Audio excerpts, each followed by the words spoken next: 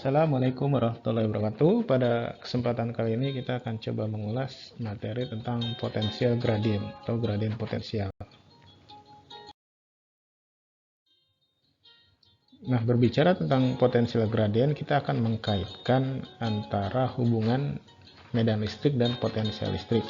Oleh karena itu, kita coba review definisi dari potensial listrik dan medan listrik, di mana potensial listrik adalah energi potensial yang dimiliki oleh tiap muatan. Jadi tiap muatan listrik itu punya energi potensial yang menyebabkan dia bergerak sehingga memiliki energi kinetik. Sedangkan medan listrik itu sendiri adalah sifat intrinsik ya, sifat dasar gitu, sifat dasar dari muatan, sehingga muatan itu mampu menghasilkan gaya. Dalam hal ini tentu gaya Coulomb ketika berinteraksi dengan muatan lain. Jadi gaya Coulomb itu yang menyebabkan adanya gaya Coulomb adalah adanya medan listrik. Kira-kira seperti itu. Nah, ini yang tadi misalkan ada dua buah muatan, muatan negatif, muatan positif ya. Nah, dari sini nanti ketika ada interaksi antara keduanya, maka bisa akan saling menghasilkan gaya, baik gaya tarik menarik jika beda muatan, beda jenis muatan. Kalau sama muatan dia akan tolak menolak gitu. Next, kita lanjut, kita coba ulas dari sisi persamaan matematisnya. Kita tahu sendiri bahwa potensial listrik persamaannya adalah V sama dengan Q per 4 Pi epsilon R ya, atau kaki per R gitu. Sedangkan untuk medan listrik ya, medan listrik adalah Q per 4 Pi R kuadrat. Nah, di sini terlihat bahwa ini sangat mirip ya. Ini sangat mirip antara medan listrik dengan potensial listrik. Kalau kita coba telisik lebih lanjut, ternyata perbedaannya hanya di R. Kalau potensial adalah seper R, sedangkan untuk medan listrik adalah seper R kuadrat. Nah, lalu pertanyaannya, apakah sesederhana ini bahwa medan listrik adalah V per R lah gitu.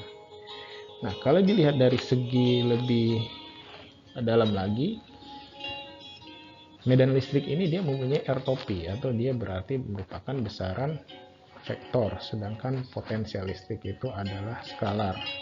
Sehingga secara matematis tidak sekedar V per R ya, karena di sini harus ada ertopi gitu. Maka yang lebih tepat adalah dengan menggunakan diferensialnya gitu. Coba kita lihat di sini diferensialnya, kita turunkan terhadap R ya. Kita turunkan terhadap R, maka jadinya seper R kuadrat minus ya. Ini kan sama aja D per DR kali seper R ya. Sedangkan Q per 4 epsilon 0 itu adalah konstanta, jadi boleh dikeluarkan tapi epsilon 0. Nah, turunan dari seper R adalah ya seper R kuadrat minus ya. Ini kan sama aja R pangkat min 1 gitu kan. Min 1 jadi menyebabkan dia minus, ini jadi pangkat 2 gitu. Jadi dV per dr adalah minus Q per 4 Pi epsilon R kuadrat. Nah, kalau secara matematis kita ingin mengkaitkan dengan medan listrik, maka kita kasih ertopi di sini. Ertopi adalah maksudnya adalah arah, jadi diberi arah vektor, keduanya diberi arah vektor, maka dV per dr ini sebenarnya mirip dengan operasi yang pernah dibahas, yaitu operasi nabla ya. Operasi nabla itu kan nanti dia mempunyai arah gitu. Nah, sehingga bisa kita lihat bahwa di sini adalah Q per 4 Pi R kuadrat itu adalah E gitu. Karena di sini ada minus, jadinya nabla V sama dengan minus E gitu. Nah, inilah yang disebut dengan gradien potensial ya, gradien potensial. atau kalau boleh dibalik seperti ini. Nah, ini hanya matematisnya aja. Lalu coba kita lanjut, ilustrasinya seperti apa sih gitu. Di sini ada minus. Maksud minus itu apa? Nah, berkaitan dengan minus, dan tentu pasti ada hubungannya dengan vektor. Di sini diilustrasikan ada koordinat kartesian ya. Kartesian.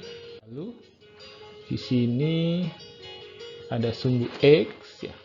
Ada sumbu X, sumbu Y, sumbu Z ya. Gitu.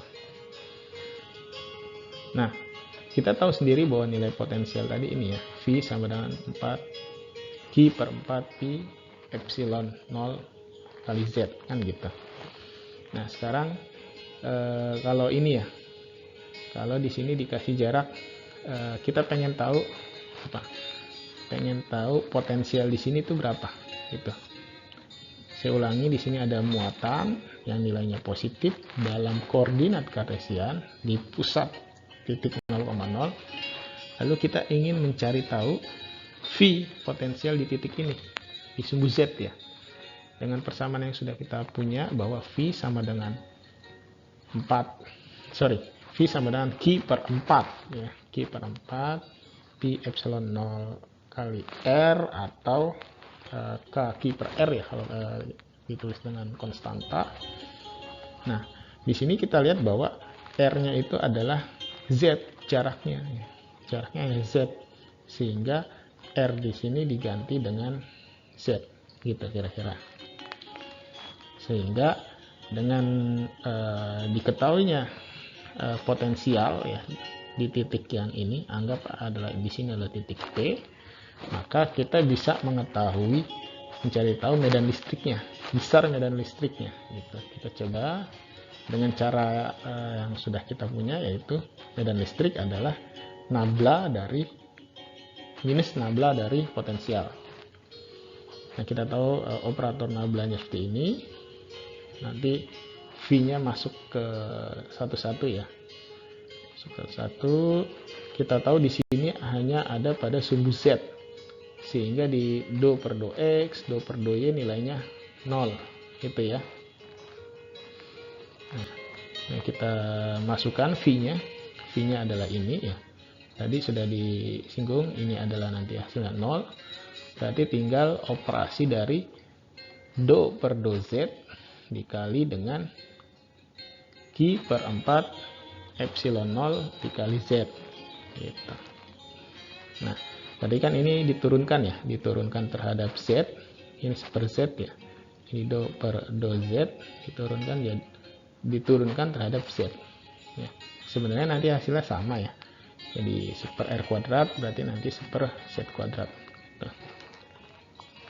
Nah, makanya jadinya seperti ini, delta V sama dengan minus Q per 4 Pi epsilon 0 Z kuadrat arah Z. Nah, di sini saya ingin coba menyinggung bahwa maksud minus di sini adalah nanti dia arahnya berlawanan ya. Arahnya berlawanan dengan titik ujinya gitu. Titik dimana kita pengen tahu potensialnya. Kan tadi kita pengen tahu potensial di titik ini gitu. Kita pengen tahu potensial di titik P. Nah, karena arahnya minus berarti nanti arah potensialnya, arah medan listriknya ke bawah. Karena kita tahu di sini adalah medan listrik. Nah, kira-kira seperti itu untuk aplikasi atau penerapannya gitu. Lanjut. Nah, ini adalah sedikit ilustrasi gambaran potensial listrik pada muatan ya. Di sini saya ingin coba menjelaskan. Jadi di sini ada lingkaran-lingkaran ya. Ada lingkaran-lingkaran itu yang menyatakan istilah ekuipotensial gitu. Jadi ekuipotensial itu maksudnya besar potensial dalam suatu dalam suatu jari-jari yang sama. Kalau ini nilainya sama gitu, ada di sini, ini ekuipotensial gitu, ekuipotensial. Sedangkan yang gambar B ini juga di sini ekuipotensial ya. Lalu kalau di sini ekuipotensial, intinya ketika ingin memindahkan potensial ya, jika ingin memindahkan potensial satu dengan potensial lainnya, kalau dia masih dalam kalau di kimia itu berpindah dari kulit 1 ke kulit 2 dan seterusnya. Ya. Nah, selanjutnya persamaan matematisnya tadi sudah disinggung bahwa ini adalah khusus Kartesian. Tentu kita telah mempelajari koordinat lainnya yakni silinder dan bola. Maka delta V ini juga mempunyai, bukan delta ya, sorry, nabla ya. Nabla V ini juga memiliki persamaan lainnya dengan koordinat silinder dan bola.